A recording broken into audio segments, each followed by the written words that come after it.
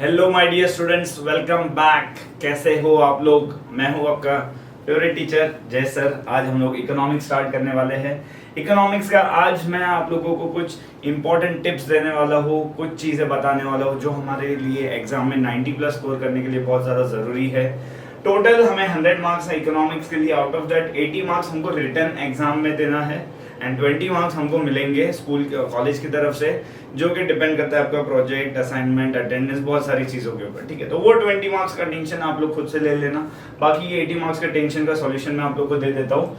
ये 80 मार्क्स का पेपर है, इसमें हमको कितना ऑब्जेक्टिव्स है, कितने डिस्टिंग्विश बिटवीन है, कितने गिव रीजन है, कितने शॉर्ट आंसर्स है, कितने लॉन्ग आंसर्स है, उसके लिए कितना टाइम अलॉट करना है हमको, कौन से चैप्टर में से कितने मार्क्स का वेटेज है, ये सारी चीजें आज हम लोग यहाँ पे डिस्कस करने वाले हैं। तो बहुत ज्यादा इंपॉर्टेंट हमारा वीडियो है, एंड तक जरूर देखना। ठीक है, स्टार्ट करते हैं हमारे चैप्टर वाइज वेटेज से। देखिए, हमारा जो पूरा इकोनॉमिक्स है, भले हम लोग को 80 मार्क्स का लिखना है, बट ओवरऑल ऑप्शंस के साथ हमें 116 मार्क्स 116 मार्क्स के लिए पूछा जाएगा। ठीक है, तो अभी इसमें देखो मैं आपको बता देता हूँ, टोटल हमारे 10 चैप्टर है। फर्स्ट चैप्टर हमारा है intro to micro and macro, जो मैंने काफी अंत में पढ़ाया था। ठीक है, काफी लास्ट में पढ़ाया था। With option total overall 10 marks का होगा, विदाउट ऑप्शन हमें 7 मार्क्स। तो 7 मार्क्स का वेटेज है। इसके लिए मैंने ज्यादा इसमें से ये नहीं किया था, एक ही वीडियो में दोनों चैप्टर साथ में पढ़ा दिए थे। यूटिलिटी एनालिसिस, इसके अंदर हम लोग ने कुछ आंसर्स किए थे। Total utility, marginal utility, types of utility और डीएमयू, इतनी चीजें इंपॉर्टेंट है। ठीक है, तो ये टोटल हमारा होगा मार्क्स विद ऑप्शन 10 मार्क्स और विदाउट ऑप्शन हमारा टोटल 7 मार्क्स। ठीक है, डिमांड एनालिसिस, डिमांड हम लोग ने पढ़ा था, याद होगा। अभी इसमें डिमांड और इलास्टिसिटी ऑफ डिमांड दोनों का वेटेज अलग अलग दिया हुआ है। ठीक है, चैप्टर 3 एंड 3B याद होगा हम लोग को। तो विद ऑप्शन हमारा 12 मार्क्स का, विदाउट ऑप्शन 8 मार्क्स का। सेम इलास्टिसिटी ऑफ डिमांड भी हमारा with option 12 marks, without option 8 marks. ठीक है, सप्लाई एनालिसिस हम सबको पता है। ठीक है, जैसे हम लोग ने डिमांड एनालिसिस किया था, वैसे प्रोड्यूसर बिहेवियर, सप्लाई एनालिसिस हम लोग ने किया था। विद ऑप्शन 10 मार्क का है, विदाउट ऑप्शन 7 मार्क्स के लिए है। उसके बाद है हमारा forms of market, monopoly, perfect competition, competitive market. ठीक है, ओलिगोपोली, ये वाला जो हमारा चैप्टर था, with option 10 marks, without option 7 marks. उसके बाद है इंडेक्स नंबर्स, जो आपको हेमंत सर ने कराया था। ठीक है, उसके अंदर हमारे जितने भी ज्यादा करके इसके अंदर अभी सम्स आने के चांसेस है। थियरी इसमें से 1-2 मार्क्स की फिल इन द ब्लैंक्स आएगी, उससे ज्यादा कुछ नहीं आएगा। विद ऑप्शन हमारा 11 मार्क्स है, विदाउट ऑप्शन 8 मार्क्स है। नेशनल इनकम, यहाँ से हमारा मैक्रो इकोनॉमिक्स स्टार्ट हो रहा है। ठीक है, एक तो देखो मैक्रो इकोनॉमिक्स में पहले जो चैप्टर्स थे बहुत ज्यादा थे, भी वो चैप्टर्स कम कर दिए हुए। तो अभी इतने कम चैप्टर्स में से भी हमारा देखो 8, 8, 16, 20, 28 मार्क्स, 28 मार्क्स 4 चैप्टर्स में से आ रहा है। तो हम लोग का ऐसा नहीं है कि आधा चैप्टर हमारा, आधा पेपर माइक्रो में से आएगा, आधा मैक्रो में से आएगा, ऐसा नहीं है। जो भी है पूरा 24 मार्क्स का हम लोग को मैक्रो इकोनॉमिक्स में से आ रहा है। ठीक है, और अगर विदाउट ऑप्शन गिने 12, 12, 24, 24 और 35, 35, 41 मार्क्स, तो मतलब अच्छा खासा वेटेज ले रहा है ये मैक्रो इकोनॉमिक्स। बच्चे कहते हैं कि सर मैक्रो थोड़ा हार्ड लग रहा है पढ़ने में। मेरे वीडियोस देखो, ऑलरेडी हम सबके पास है वीडियोस, 1 बार 2 बार वीडियो आप देखोगे इजीली समझ में आ जाएगा। ठीक है, स्टार्ट करते हैं। नेशनल इनकम है हमारा 12 marks with option, 8 marks without option.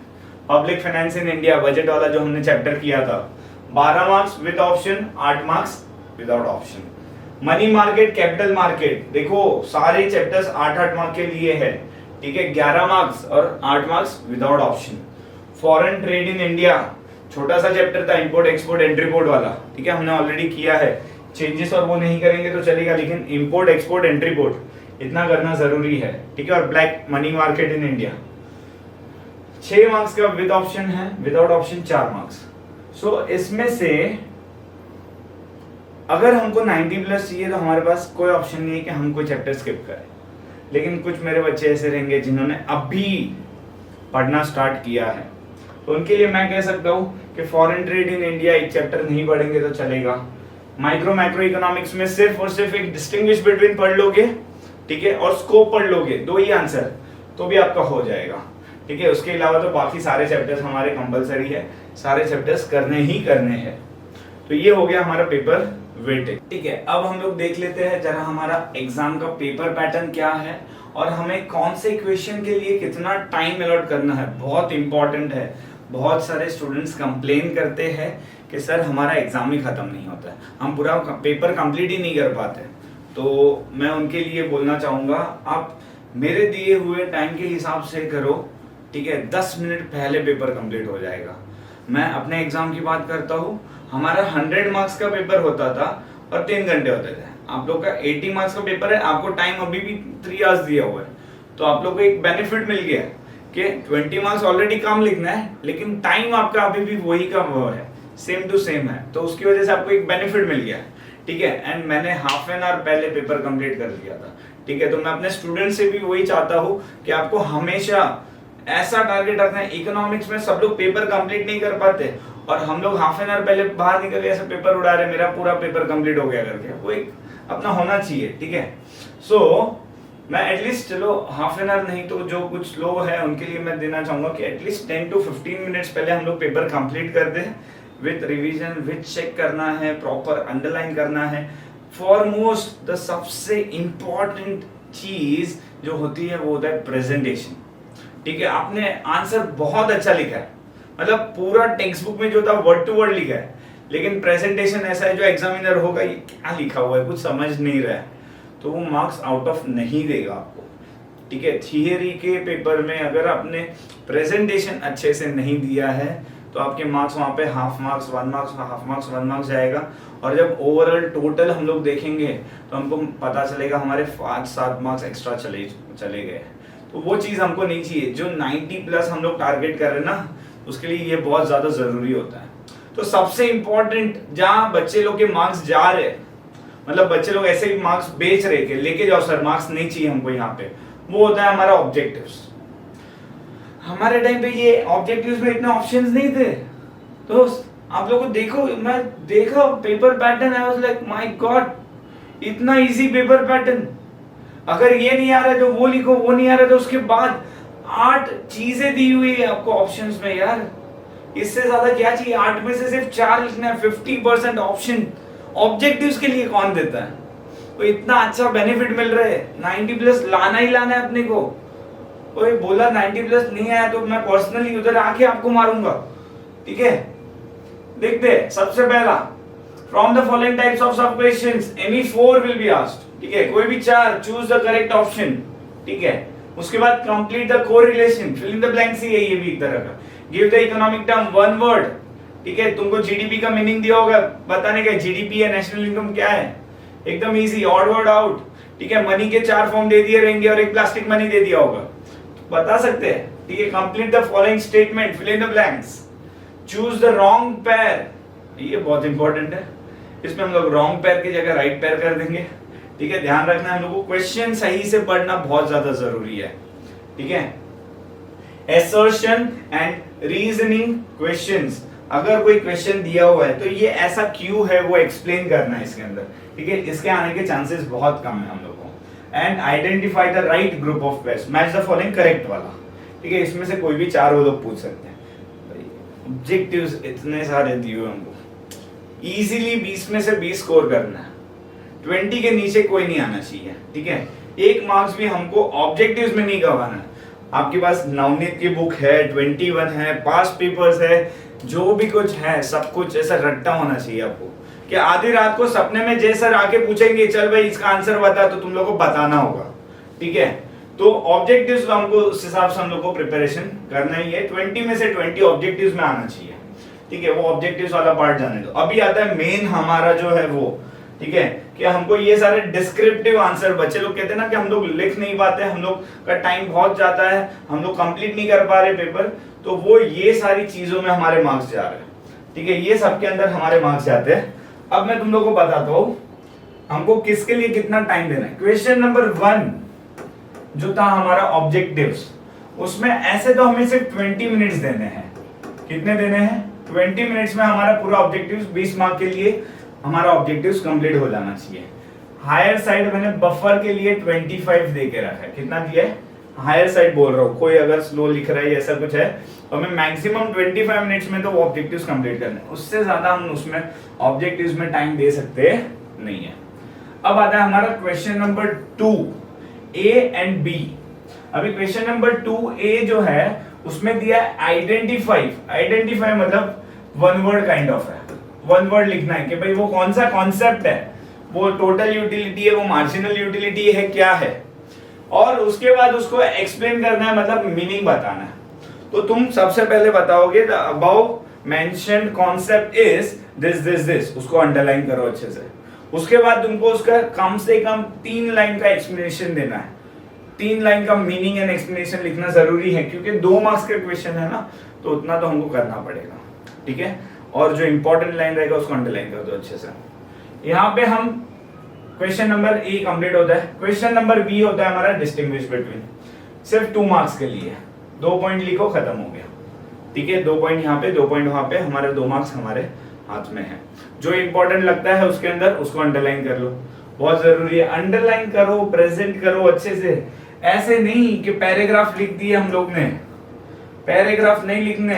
Suppose ये जीडीपी का मैंने एक पैराग्राफ लिखा, जीएनपी का मैंने एक पैराग्राफ लिखा, ऐसे नहीं होगा, ठीक है। कैसे करना है, ये अच्छे से ऐसा बनाया, ठीक है, यहाँ पे एक लाइन बनाया, यहाँ पे सीरियल नंबर 1 2 ऐसे लिखना है। यहाँ पे ऊपर लिखो जीडीपी, यहाँ पे लिखो जीएनपी, ऐसे पूरा एक्सप्लेन करो। 1 पॉइंट खत्म हुआ उसके बाद लाइन करो, लाइन खींचो, सेकंड पॉइंट खत्म हुआ उसके बाद लाइन खींचो, ऐसे पूरा अच्छे से मेंशन करो, दिखना चाहिए सामने वाले को, होना चाहिए हाँ भाई इसने पेपर लिखा है, मेहनत की है, लड़के को नॉलेज है, तो वो पढ़ने में इंटरेस्ट लेगा, वरना पढ़ने में एग्जामिनर इंटरेस्ट ही नहीं लेगा, ठीक है। अगर कोई गुस्से में रहेगा, बीवी से झगड़ा वगड़ा करके आया रहेगा तो सीधा चौकड़ी खत्म, तो क्यों हमको चांस देना है, ठीक है। ऐसा कुछ होता नहीं, जस्ट फॉर फन बता रहा हूँ, ठीक है। तो ये क्वेश्चन नंबर 2 जो है सब मिला के हमको यहाँ पे 25 मिनट्स देना है। कितना देना है, दोनों मिला के हमको टोटल 3 और 3 6 क्वेश्चंस अटेम्प्ट करने हैं, 12 मार्क्स है। क्वेश्चन नंबर 2 टोटल कितना है हमारा, 12 मार्क्स है, तो उसके लिए हम 25 मिनट्स देंगे, मोर देन इनफ है। एक्चुअली 20 मिनट्स में हो जाना चाहिए, ठीक है, क्योंकि ये जो है ये तो हमारा 10 मिनट में कंप्लीट हो जाएगा। 5 मिनट एक डिस्टिंग्विश बिटवीन को दे दिया, 5 मिनट में एक, मतलब 3 के 15 मिनट, तो हमारे 25 मिनट में तो question number 2 more than enough, आराम से कंप्लीट हो जाएगा। उसके बाद हमारा आता है आंसर द फॉलोइंग क्वेश्चन, ठीक है। इसके बाद हमारा है आंसर द फॉलोइंग क्वेश्चन। हमको 4 मार्क्स का एक क्वेश्चन है, 3 क्वेश्चन अटेम्प्ट करने हैं, ठीक है, 12 मार्क्स। इसके अंदर तुम लोगों को पूछे जा सकते हैं बहुत सारे, जैसे कि सपोज तुमको मोनोपोली का फीचर्स पूछे जा सकते हैं, तुमको कमर्शियल बैंक के फंक्शंस पूछे जा सकते हैं, रिजर्व बैंक के फंक्शंस पूछे जा सकते हैं, ऐसी बहुत सारी चीजें, शॉर्ट नोट्स आ सकती है, ठीक है। Scope of micro and macro economics पूछ सकते हैं, फीचर्स पूछ सकते हैं किसी भी चीज के, तो छोटे छोटे 4 मार्क्स के लिए है, ठीक है। तो कोई भी आंसर स्टार्ट करने से पहले हम उसका एक इंट्रोडक्शन देते हैं। सपोज मोनोपोली पूछा है तो पहले एक मोनोपोली का मीनिंग लिखो 2 से 3 लाइन का। उसके बाद मोनोपोली के बारे में क्या पूछा है, फीचर पूछा है, फीचर्स सारे लिख दो पॉइंट वाइज, ठीक है। डायग्राम बना दो, एक गोल करके ऐसे पेड़ वेड़ निकाल के कुछ डायग्राम बना दो। उसके बाद 1 2 3 4 करके एक्सप्लेन करना है, ठीक है। हर एक पॉइंट फीचर्स हमको 3 लाइंस 4 लाइंस में एक्सप्लेन करना है अच्छे से। देखो, और तुम लोग बहुत स्मार्ट हो, मेरे को पता है। ऐसा मत करना कि सपोज मोनोपोली का फीचर है सिंगल सेलर, तुम लोग क्या लिख के आओगे, पता है in monopoly there is a single seller. बहुत स्मार्ट हो तुम लोग, ऐसा लिख के आ जाओगे monopoly there is a single seller. ऐसे नहीं, उसको एक्सप्लेन करना है क्यों सिंगल सेलर है। Mono means single, poly means seller, that's why monopoly market there is a single seller, there is no competition. क्यों कंपटीशन नहीं है, there is no competition in monopoly, लिख के आ जाते हो। नहीं, ऐसे नहीं लिखना है, लिखना है because there is single seller in the market, there is no competition in the market because monopoly means single seller, ठीक है। There are no substitutes available because there are no seller in the market, there is no competition, that's why there is no close substitute available in the market। ऐसे explain करना है। हम लोग तो क्या करेंगे, जो हम लोग ने फीचर लिखा उसको सेंटेंस फ्रेम करके लिख के आ जाते हैं। दोस्त, उससे हम लोग को मार्क्स नहीं मिलेंगे।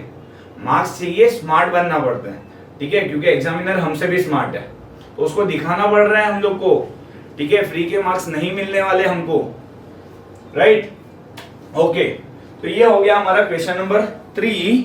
इसके लिए हम देंगे 30 मिनट्स। कितना टाइम देंगे? 30 मिनट्स दे दिया इसके लिए हम लोग ने। ओके, क्वेश्चन नंबर 3 हमारा कंप्लीट हो गया। अभी देखो बहुत इंपॉर्टेंट होता है, बहुत सारे स्मार्ट लोग रहते हैं, हमको state with reason whether you agree और डिसएग्री। तो यहाँ पे क्या लिखा है? State with reason. हम सिर्फ एग्री या डिसएग्री लिख के आ जाते हैं, मिलेगा मार्क्स, लेकिन आधा या 1 मार्क्स ही मिलेगा। अभी ये कितने मार्क्स के लिए पूछा गया? 4 मार्क्स का एक क्वेश्चन है और उसका सिर्फ 1 मार्क्स हम लोग लेना चाहेंगे क्या? बिल्कुल नहीं लेना चाहेंगे। और हम लोग क्या सोचते हैं, चलो 4 मार्क का है, 4 पॉइंट लिखना है, उसमें 1 पॉइंट एग्री डिसएग्री हो गया। दूसरा हम लोग क्या करेंगे पता है? दूसरे स्टेटमेंट में ऐसा लिख के आएंगे, yes the above statement I agree with the statement. अरे भाई वो पॉइंट नहीं है, ठीक है। पहला ही तुमको ऐसा लिखना है, agree comma I agree with the above statement, because फिर आपके पॉइंट स्टार्ट होने चाहिए। I disagree with the above statement, फिर आपके पॉइंट स्टार्ट होने चाहिए। कम से कम 4 to 5 पॉइंट्स प्रॉपर एक्सप्लेन करो उसको, ठीक है। जिस किसी चीज के बारे में पूछा गया है पहले वो उसका मीनिंग बताओ, फिर जो बताया गया है वो एक्सप्लेन करो। आप क्यों उसके साथ एग्री हो या क्यों नहीं एग्री हो। 2 से 3 पॉइंट रिलेवेंट, ऐसे नहीं कुछ भी ब्लफ करके आ गया, ठीक है। रिलेवेंट 3 पॉइंट्स 4 पॉइंट्स अच्छे से एक्सप्लेन करना है आपको, तो आपको 4 में से 4 मार्क्स पूरे मिल सकते हैं, ठीक है। आपको अभी ऐसा लग रहा होगा कि जय सर जिस हिसाब से पेपर हमको समझा रहे हैं इस हिसाब से तो हम पास होके रहे। एटलीस्ट आपको ये ऐसे question papers minimum 10 question papers solve करने हैं। कितने? मिनिमम 10 क्वेश्चन पेपर्स सॉल्व करने हैं। जो 90 प्लस टारगेट कर रहे हैं उनके लिए मैं बोल रहा हूँ, ठीक है। पक्का करना ही है हमको।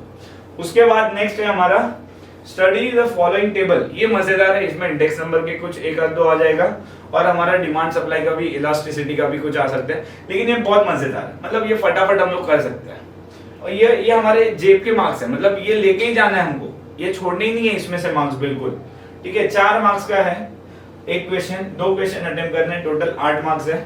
यहाँ पे हम लोग 20 मिनट देंगे। कितना टाइम देंगे? 20 मिनट्स में हमारा हो जाना चाहिए, उससे ज्यादा नहीं। 2 क्वेश्चन रहेंगे उसमें 10 मार्क्स, एक क्वेश्चन के लिए 2, खत्म करो, ठीक है। ज्यादा टाइम इसमें देना नहीं है, 20 मिनट्स में हमारा कंप्लीट हो जाएगा, ठीक है। तो ये इजी है, ये हम लोग अच्छे से कर लेंगे। ये अपना जेब के मार्क्स है, लाने ही है सबको, यहाँ पे मार्क्स गवाने नहीं है। जितना हो सके उतना ज्यादा प्रैक्टिस करो। जितने भी सम्स आपको एक्सरसाइज में पीछे दिए हुए, हर चैप्टर के पीछे इलास्टिसिटी में है, डिमांड में है, सप्लाई में है और इंडेक्स नंबर में है, तो वो सारे सम्स वगैरह जितने भी है सॉल्व कर लो, ठीक है। उसके बाद जो सबसे इंपॉर्टेंट क्वेश्चन होता है वो होता है क्वेश्चन नंबर 6। एक्चुअली ये क्वेश्चन नंबर 5 जो है ये अभी इंट्रोड्यूस हुआ है, पहले था ही नहीं क्वेश्चन नंबर 5। उसके जगह शॉर्ट नोट्स आते थे हमको पहले, ठीक है। ये आंसर द फॉलोइंग के साथ में शॉर्ट नोट्स पूछे जा सकते हैं, तो ये हमको बोनस मिल चुका है अभी क्वेश्चन नंबर 5 कि ये हमारे जेब के मार्क्स है, अभी हम ये गवा नहीं सकते। अब question number 6 answer in detail, जिसके लिए हम पूरी जिंदगी पढ़ाई कर रहे हैं, ठीक है। पूरा 12th हम लोग ने जो पढ़ाई किया तो उसमें मैं बताता था कि आपको 3 लॉ है एग्जाम में, लॉ ऑफ डीएमयू है, लॉ ऑफ डिमांड है और लॉ ऑफ सप्लाई है। ये 3 में से 1 या 2 लॉ तो कंपलसरी आने वाले। तो सपोज ये एनी 3 है, 3 में से 2 आंसर करने, तो सपोज इसमें 2 लॉ पूछ लिए वो लोग ने, लॉ ऑफ डिमांड और लॉ ऑफ सप्लाई। मैं हमेशा कहता हूँ 5 स्टार क्वेश्चन लॉ हमारे कंपलसरी क्वेश्चंस में आते हैं। तो बाई चांस अगर 2 लॉ आ गए तो आपको तो मजा आ जाएगा, अच्छे से एकदम डिटेल में आप लिख लोगे, क्योंकि हम लोग ने अच्छे से इतने किए भी है, राइट और रॉन्ग। तो वो 8-8 मार्क्स के क्वेश्चन हैं। अभी देखो आप कभी प्रैक्टिस करोगे, मैंने आपको एक फॉर्मेट दिया था, अगर आप लोगों को पता हो तो, लॉ लिखने के लिए सबसे पहले हमको इंट्रो लिखना है, इंट्रो के बाद हमको स्टेटमेंट लिखना है, स्टेटमेंट के बाद स्टेटमेंट को एक्सप्लेन करना है, स्टेटमेंट एक्सप्लेन करने के बाद आप स्केड्यूल बनाओगे, डायग्राम बनाओगे, स्केड्यूल और डायग्राम बनाने के बाद ये दोनों का एक्सप्लेनेशन दोगे, ये दोनों का एक्सप्लेनेशन होने के बाद हम लिखेंगे assumptions, ठीक है। ये दोनों का एक्सप्लेनेशन के बाद हम लोग ने लिखा assumptions। अभी assumptions जो है कंपलसरी हमको लिखना ही लिखना है, assumptions लिखना ही लिखना है। अगर लॉ पूछा है तो उसके साथ assumptions लिख ही दो, लेकिन कभी कभार वो लोग पूछेंगे explain law of demand with exceptions, तो ये assumptions के बाद एक लिखना है एक्सेप्शंस। अभी तुम लोग मुझे पूछोगे सर assumptions कितने लाइन के एक्सप्लेन करें, 3 लाइंस, और एक्सेप्शंस कितने लाइन के एक्सप्लेन करने हैं, ओनली 1 और मैक्स 2 लाइंस, ठीक है। उसको ज्यादा डिटेल में एक्सप्लेन करने की जरूरत नहीं है, मैक्सिमम 2 लाइंस में हम लोग एक्सप्लेन करेंगे, उससे ज्यादा उसमें कुछ लिखना नहीं है, ठीक है। तो लॉ लिखना पता चल गया हमको। फीचर्स पूछा है सपोज किसी चीज का, तो पहले उसका पैराग्राफ एटलीस्ट 4 to 5 लाइंस आपको मीनिंग एक्सप्लेन करना है वो चीज का।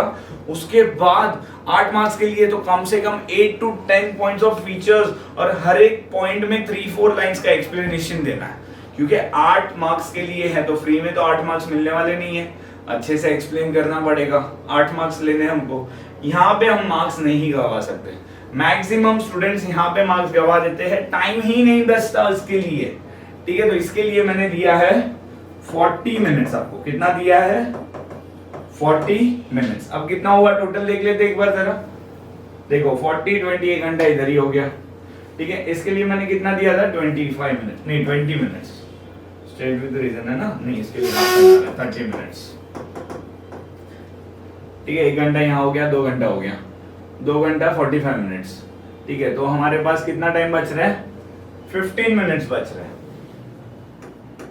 कितना टाइम बच रहा है हमारे पास, 15 मिनट्स। 2 और 45 मिनट्स का हमने शेड्यूल कर लिया।